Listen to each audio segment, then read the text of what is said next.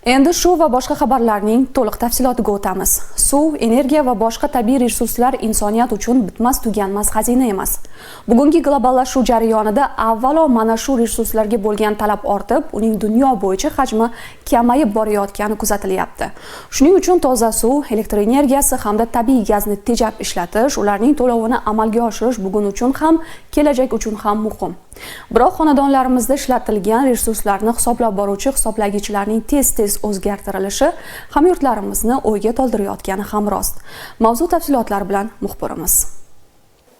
Men ham ko'plab yurtdoshlarimiz qatori erta tongdan ijtimoiy tarmoqlarga kirib, so'nggi yangiliklarni va xabarlarni kuzatishni odatga aylantirganman.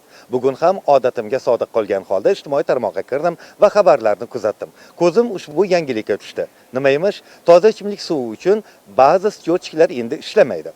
Yaqinginada xonadonimizga tabiiy gaz hamda elektr energiyasidan yangi aqlli hisoblagich uskunalarni o'rnatgan edik. Demak, toza ichimlik suvi iste'moli uchun ham yana yangi счетчик o'rnatish kerakmi degan savol yashin tezligidek miyamga urdi. Albatta bu savol nafaqat men va menga o'xshagan ko'plab yurtdoshlarimizni qiziqtirgani tabiiy. Masalaga oydinlik kiritish uchun Jizzax suv ta'minoti aksiyadorlik jamiyatiga yo'l oldim. Shu o'rinda aytish kerak, ishlatilgan har bir tabiiy resurs uchun to'lovni o'z vaqtida sifatli amalga oshirish har bir fuqaroning burchi. Keyingi yillarda zamonaviy hamda aqlli hisoblagichlar to'lovlarni amalga oshirishda aniq mexanizmlar asosida ishlashi iste'molchiga qulaylik tug'dirayotgani ham bor gap. Biroq ularni tez-tez almashtirishga to'g'ri kelayotgani fuqarolarni o'ylantirmoqda. Nega? Ayrim suv hisoblagich uskunalardan foydalanish taqiqlandi. Ularni yaqin yillarda almashtirgan fuqarolar nima qiladi? Shu kabi savollar bilan Jizzax suv ta'minoti aksiyadorlik jamiyati qoshida yaqinda foydalanishga topshirilgan suv hisobdonlarini davlat qiyostovidan o'tkazish hamda ta'mirlash markazida bo'lib, mutasaddilar bilan uchrashdik.